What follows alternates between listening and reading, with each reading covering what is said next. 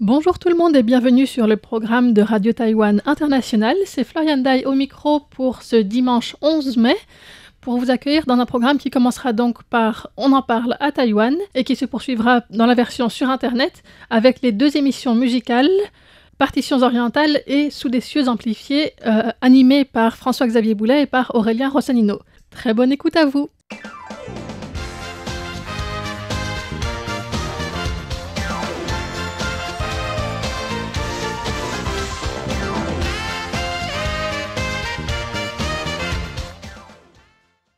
Bonjour tout le monde et bienvenue dans l'émission dominicale On en parle à Taïwan, animée aujourd'hui par Florian Dai, Mei Guang et François-Xavier Boulet. Et pour cette fête des mères, eh bien, nous allons proposer au seul homme de la rédaction aujourd'hui de cette émission de commencer à parler. Bonne fête à toutes les mamans qui nous écoutent et puis à ma maman, je suis sûr qu'elle m'écoute aussi, qu'elle vous écoute aussi.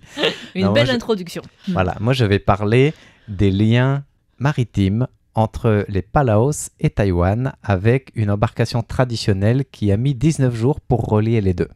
Alors, comme je suis une maman, j'ai le droit de t'interrompre pour dire fête, maman. Que nous avons... Merci. Pour dire que Florian et moi aussi, nous avons un sujet à présenter, n'est-ce pas? Oui, et vous avez aussi des mamans à saluer. Oui. Bon, bonne fête, maman. Je suis sûre qu'elle ne m'écoute pas.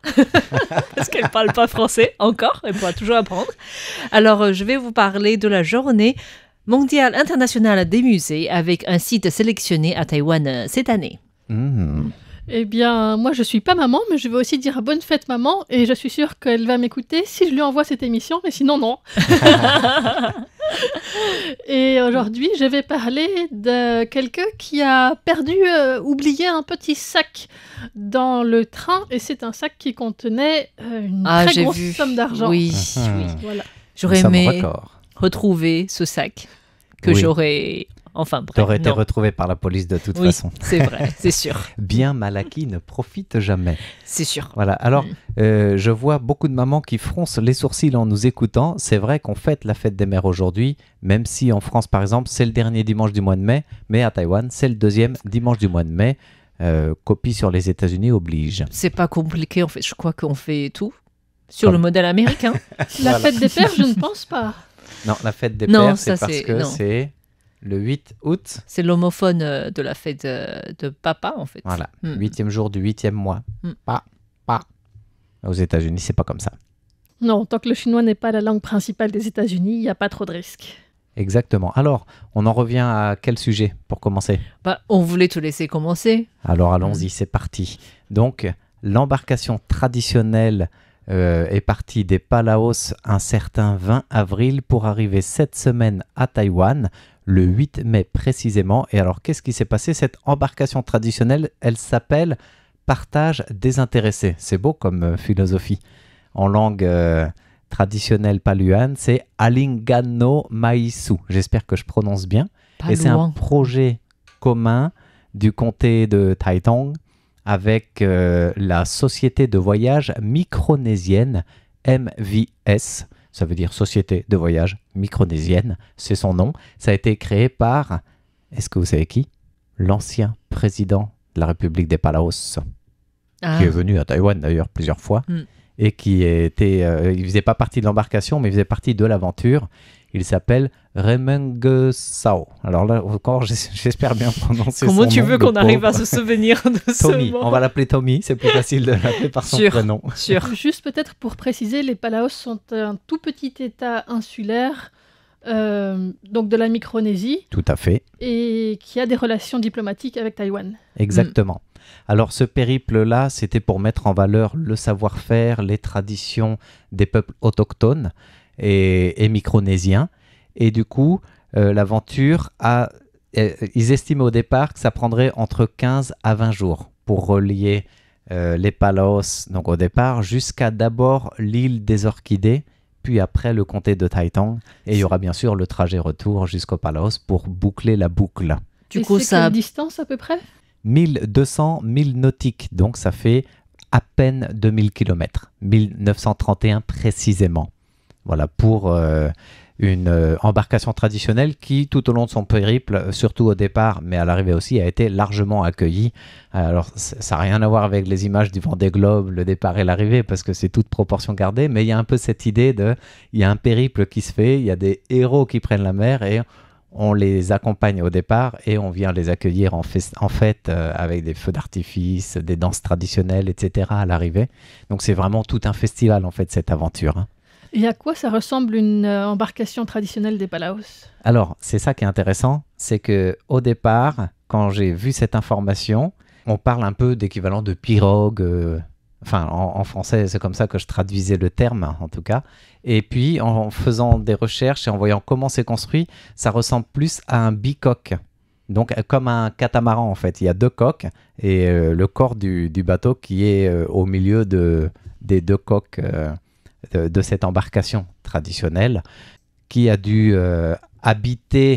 qui a dû appeler l'âme des ancêtres pour l'habiter avant de prendre le large, un peu comme on le voit pour beaucoup d'embarcations traditionnelles, même à Taïwan en fait, où notamment là c'est pour les bateaux dragons où il faut les peindre, mais pour les embarcations autochtones, il y a souvent le chef du village ou un chaman qui va venir faire une bénédiction pour que le bateau prenne vie, sinon c'est la mort assurée pour tout son équipage. Eh bien, il y a eu ce même genre de cérémonie au Palaos le 19 avril pour partir le 20 avril. Et cette cérémonie a attiré 200 personnes et des invités haut placés des États-Unis, d'Australie, donc de Micronésie aussi, et bien sûr des 2 pays alliés diplomatiques, Taïwan et des Palaos.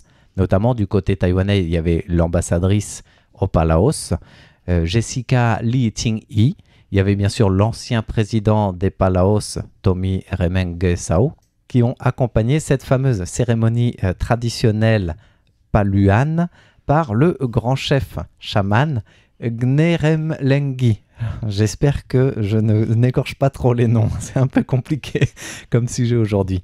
Et il y avait aussi des responsables autochtones taïwanais, notamment le chef d'un village du comté de Taitung, Luo Hui, et puis aussi le maître constructeur d'embarcation, mais côté taïwanais, Xie Fu Sheng, de l'île des Orchidées.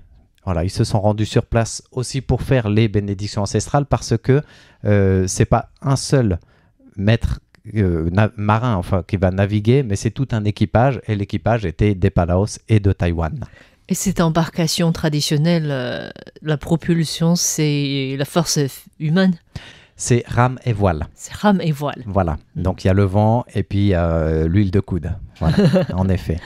Et donc c'est un voyage qui est bien sûr mais pour mettre en lumière l'amitié diplomatique, mais aussi le savoir-faire des autochtones, on le disait.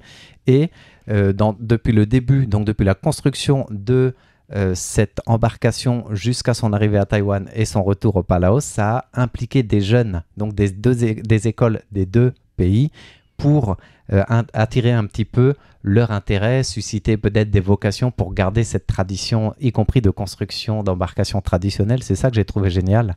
C'est pour continuer de faire vivre ces 2 cultures. Tout à fait. Donc ça, c'était à l'initiative du comté de Taitung, où il y a beaucoup de communautés aborigènes, donc au sud-est de Taïwan, et côté micronésien, pareil pour les Palaos.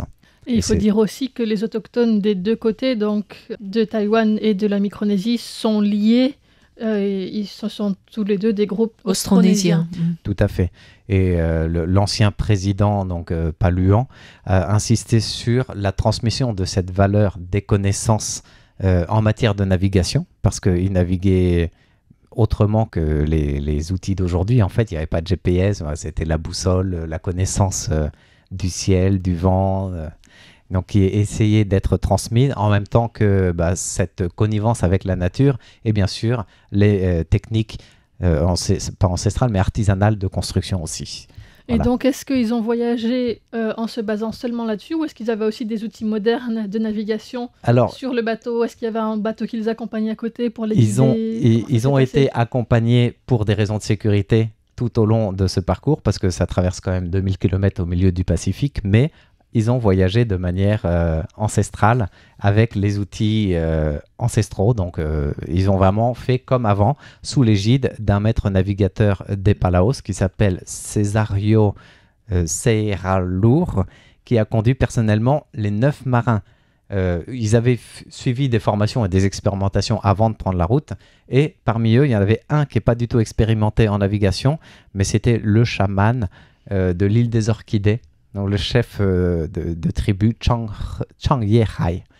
Alors à l'approche de l'île des Orchidées, qui était la première étape, j'allais dire terre ferme, même si ça reste une île, de cette traversée, eh bien l'école de l'île des Orchidées avec l'école élémentaire Yayo, ils sont arrivés sur le rivage, ils ont fait des danses traditionnelles, ils ont chanté, on disait il y avait feu d'artifice, ils ont vraiment été accueillis en festivité, et des habitants depuis Taitung ont aussi pris la mer pour aller les escorter. En fait, ils sont allés à leur devant et les raccompagner jusque l'île des Orchidées, sachant que eux vont rester sur place 2 jours à l'île des Orchidées avant de revenir sur Taitung avec l'embarcation de l'Alingano Maisu qui va rester à Taitung pour justement les échanges avec l'école élémentaire sur place avant de repartir au Palaos avec une autre délégation de Taïwan qui restera sur place toujours pour partager cet héritage austronésien.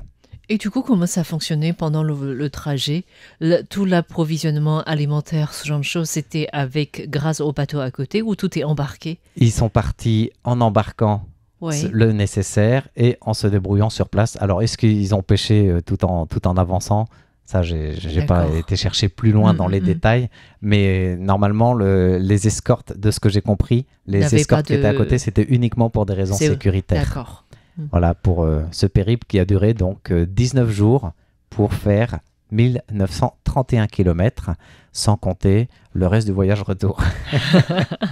Voilà. De quoi avoir mal de mer pendant des jours. Oui, bon, je pense qu'ils n'ont pas le mal de mer, ils ont plutôt le mal de terre, ceux qui font ce genre d'épopée. C'est vrai, dès qu'ils arrivent, il y avait des tremblements de terre en fait. Ah oui, non, mais voilà, ça fait partie aussi de leur expérience. Eh ben, merci pour ce partage. Alors, maintenant, je vais vous parler de la culture, et plus précisément une ancienne maison, en fait, parce que le 18 mai, c'est la journée internationale des musées organisée par le comité international des musées, en fait. Et cette année, l'un des thèmes nouveaux par rapport aux années précédentes, c'est que le comité international pour les demeures historiques musée a également sélectionné toute une liste des demeures historiques qui méritent d'être visitées et ouvertes au public lors de la journée internationale des musées. Alors, dans le monde, il y a 260 maisons anciennes de 27 pays qui ont été sélectionnées, et parmi les 260, il y a un pays qui a contribué à l'existence de 143 demeures historiques. C'est énorme. Devinez, essayez de deviner. C'est en Europe. Un pays d'Europe. Un pays d'Europe. Mais c'est pas la France. Serait-ce l'Italie? Effectivement, c'est l'Italie. J'avais aussi l'Italie en tête. Ouais. 143 demeures historiques, musées, sur les 260. Et en Asie, il n'y a que 4 pays qui sont listés. Il y a Taïwan, donc. Il y a aussi... La Chine, peut-être? Le Non, en fait. Japon. Non, étonnamment, en fait. Il y a la Mongolie, les Philippines et l'Indonésie. D'accord. Et du côté de Taïwan, donc on fait partie des 4 pays asiatiques à être listés. Il y a une seule maison, dont je ne connaissais même pas l'existence, qui est sélectionnée. Alors, c'est une ancienne demeure qui appartenait à un peintre japonais, Kinoshita Seige, qui a vécu donc à Tamsui, dans cette ancienne maison. Et du coup, cette année, la ville de Tamsui invite tout le monde à visiter cette petite maison historique. On ne connaît pas vraiment la date de construction de cette ancienne demeure, si ce n'est que le peintre a décidé de vivre ici en 1923 et quasiment jusqu'à la fin de l'occupation japonaise. Voilà, donc en 1946, il a quitté le lieu, en fait. Et elle fait partie, elle est dans le même quartier que l'ancien quartier des grandes résidences côté du fort.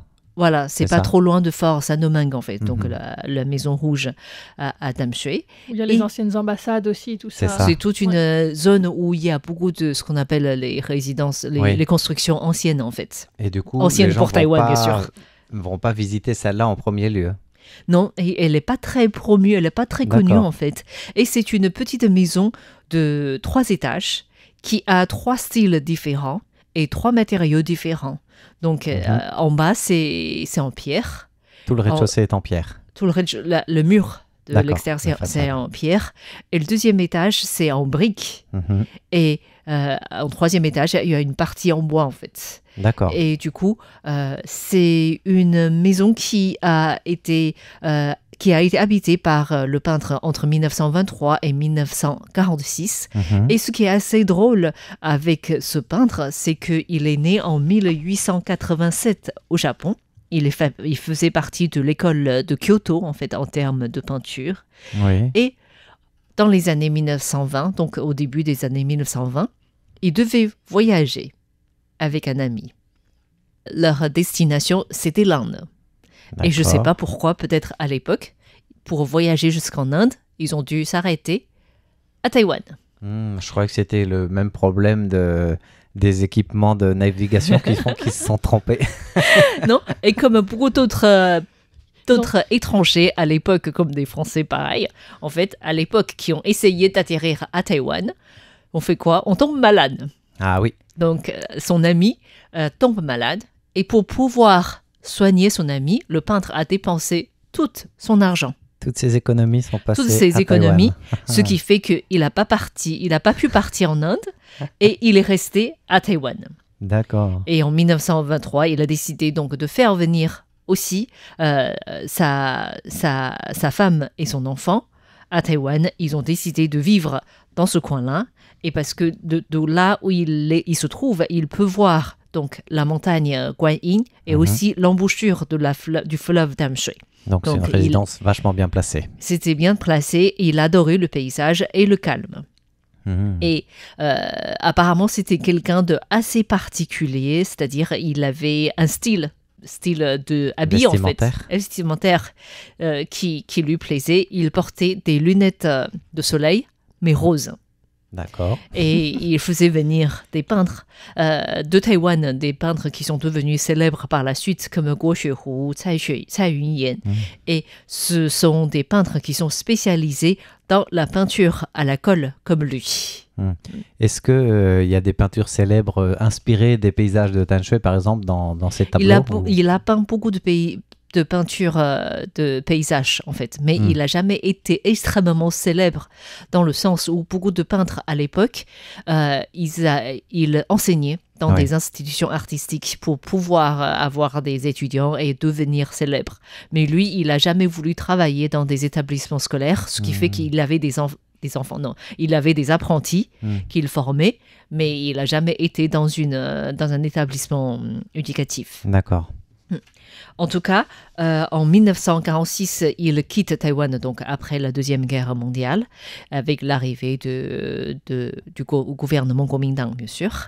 Et il a décidé, lorsqu'il partait, il a décidé de laisser massivement ses ouvrages, ses livres en fait, et sa collection de peintures à un peintre taïwanais dont je citais tout à l'heure, Tsai Yun-yen.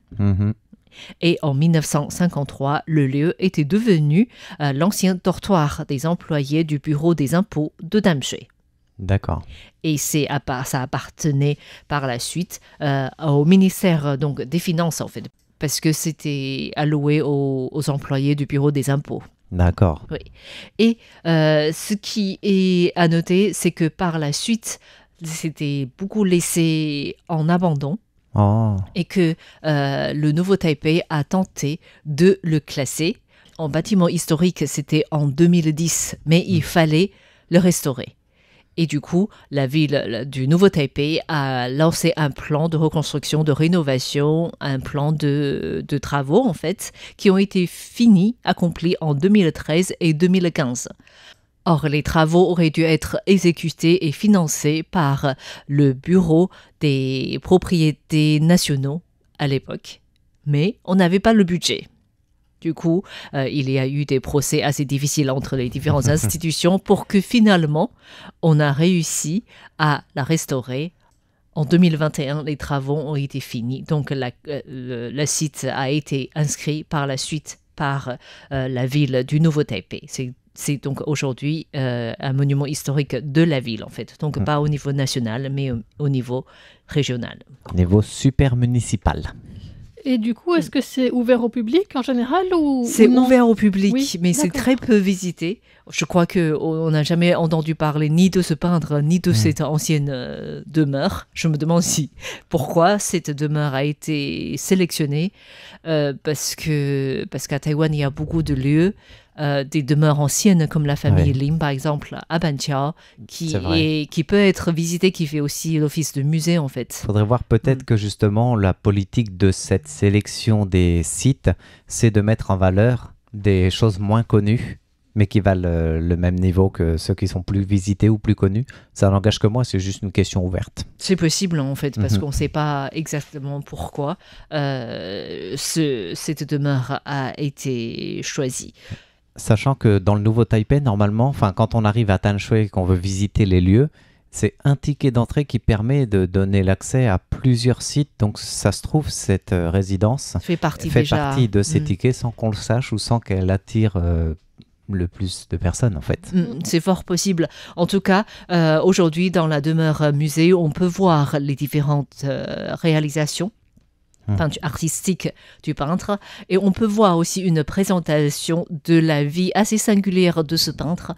Apparemment, c'est un peintre assez romantique qui aimait chasser, donc à l'époque c'était autorisé, qui aimait pêcher, boire de l'alcool, et pour tout le reste, il n'en a aucune idée de ce qui se passe dans la vie réelle, parce que d'après ce qu'on a pu lire, c'est qu'un jour, un peintre lui rendait visite. Donc, il a dépêché son fils d'aller acheter du riz. Oui. Et son fils a dû dire, en fait, papa, on doit tellement d'argent à la boutique qui vend du riz, je suis pas sûr qu'il veut continuer à nous vendre. En fait. Donc, donc ça veut dire qu'il n'est pas vraiment dans la vie quotidienne. Il était dans son monde. Il est dans son monde à lui. Donc, il n'a jamais eu de disciple officiel, en fait, non plus. Voilà. Et en parlant de résidence classée patrimoine et listée quand même pour cette journée internationale des musées, la question qui me taraude, c'est de savoir est-ce que ces lunettes de soleil rose sont exposées? Je sais pas, en fait. Parce que c'est assez rare d'avoir déjà des lunettes de rose, en fait, à l'époque. Je sais pas. Il était en avance sur son temps pour... Et encore, très peu d'hommes portaient, et surtout les Japonais sont plus discrets ou... Oui. Du coup, je suis curieuse de voir où se trouvent ces lunettes, effectivement. C'était du cosplay avant l'heure. Voilà, en tout cas, si vous passez à Taïwan, dans le Nouveau Taipei, n'hésitez pas à aller visiter cette demeure historique. Je crois qu'on doit faire un tour aussi, nous, en fait. Exactement. Oui, effectivement. Ça sera au programme des prochaines visites. Alors, toi, Floriane? Mais justement, en prenant le train ou le métro pour aller, par exemple, visiter des musées, je vous rappelle de ne pas oublier vos bagages.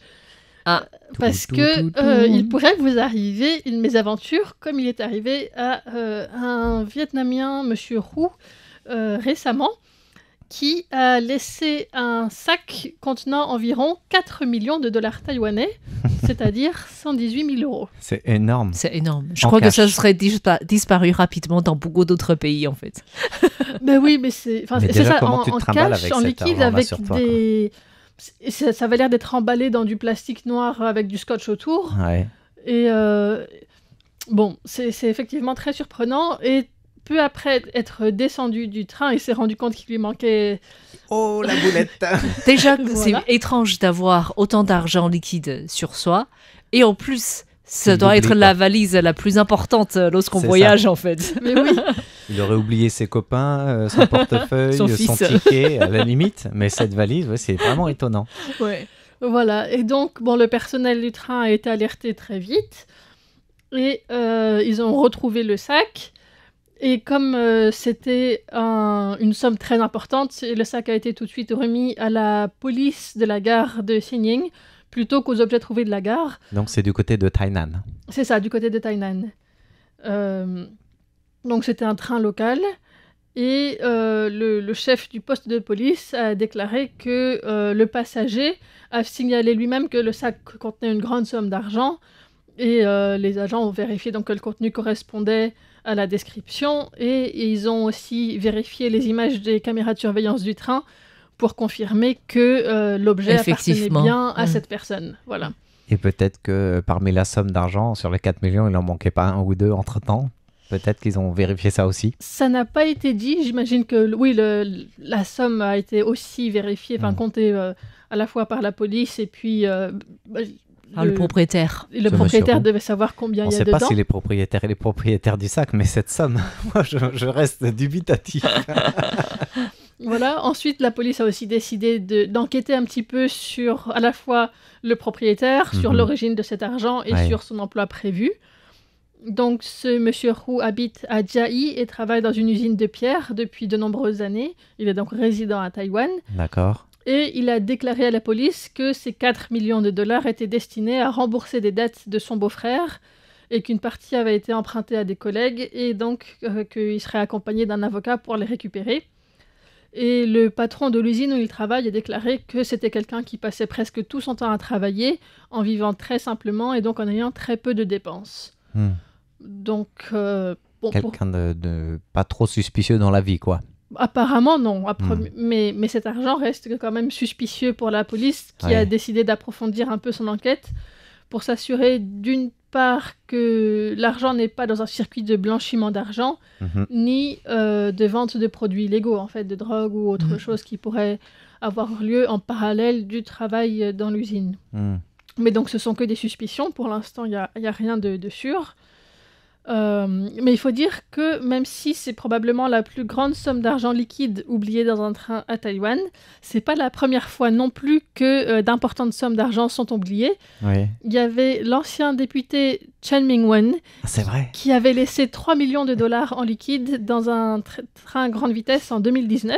Bon, là je vais être de mauvaise langue. Là, c'est de quoi il faut enquêter en fait. Pour le député, oui. Pour le député. Effectivement, les députés sont statistiquement plus probables d'être impliqués dans... conflit d'intérêts, corruption... Qu'un employé d'une usine, en fait. Voilà. Et puis, pour parler un petit peu plus globalement des objets perdus dans les trains, est-ce que vous avez une idée de combien d'objets sont perdus et retrouvés par an, par exemple, dans les trains à Taïwan ? Plus de 50 000, dont 10 000 parapluies. Au hasard. 30 000, je dirais. Les deux ensemble, vous êtes assez proches. 72 000 en 2023. Wow. 72 000 objets. Voilà. Oubliés. 72 900, oui, donc presque. Après, on se demande, après la société de train n'arrive pas à avoir un bon financement plus sain. Non, mais attends, les objets perdus, c'est pas tous des sacs de 4 millions. Hein. Non, mais il faut du personnel rien que pour gérer c'est vrai. Les objets perdus, en fait. Et puis, pour l'instant, la loi indique que ces objets doivent être conservés pendant 1 an et ne peuvent pas être réclamés ou bien vendus aux enchères ou bien mis au rebut avant que cette période d'1 an soit passée. Donc ça fait que de nombreuses gares se retrouvent avec un très grand nombre d'objets trouvés et ça augmente la charge de travail et les risques aussi liés à la garde de ces objets. Je crois que selon la loi à Taïwan, c'est que la personne qui a retrouvé l'objet qui a jamais été récupéré par la suite au bout d'1 an, donc, peut avoir une partie de la valeur en France, de l'objet. C'est pareil, mais c'est au bout d'1 an révolu sans réclamation. Il faut un temps, en fait. Ça m'est arrivé de ramener un objet perdu à la police et c'est juste une semaine après qu'ils m'ont dit que personne n'était allé le rechercher et que si je voulais, je pouvais y aller. J'étais loin, j'avais pas d'intérêt, je suis pas allée. Mais effectivement, c'est beaucoup plus court à la police qu'à la gare. Et selon les statistiques entre 2018 et 2022, sur les plus de 100 000 objets perdus et ramassés, il y a environ un tiers qui n'étaient pas encore traités plus d'1 an après la date où c'était trouvé. Un tiers. Voilà. Donc, il y a aussi eu le problème de l'absence de gestion systématique des objets trouvés, puisque c'était très souvent juste enregistré par papier. Et c'est que depuis le début de l'année 2024 qu'il est possible d'avoir un système informatisé où on peut voir en ligne tout ce qui se passe pour ces objets, donc à la fois la description, la date, le numéro de train, la gare, mais aussi le nom de la gare où l'objet se trouve, avec un numéro de téléphone et un numéro d'identification de l'objet. Et donc on peut y trouver en vrac comme ça, si on regarde sur le site, effectivement portefeuille, porte-monnaie, casque de moto, parapluie, écouteurs, vêtements, sac à main, c'est ça, téléphone aussi. Quelques livres, boîtes de repas. Des boîtes repas, des gourdes et des thermos. Oui, ça c'est sûr. Des clés. Donc pas d'enfants, tu vois. J'avais tort tout à l'heure. Pas d'enfants. Les enfants, je pense pas qu'ils soient mis dans ce système-là. Ce serait mis de manière volontaire. Il y a aussi un oreiller, des fleurs, un vélo et même un corset. Ah oui. Voilà, parmi les curiosités trouvées sur le site des objets perdus un corset, je pense que c'est pour la protection. C'est surtout pour ça, en fait. Pour la protection du dos. Il n'y avait pas de description plus précise ni de photo, donc je ne sais pas. Je peux imaginer qu'on a mal au dos et on porte quelque chose. Et voilà. Ouais. Voilà. En tout cas, ce ne sont pas des objets à usage unique. Et puis, tout ça pour vous dire que faites attention à ne rien oublier, surtout si c'est des objets de valeur dans le train. Ça, c'est sûr. T'inquiète, j'ai pas 4 millions de liquides.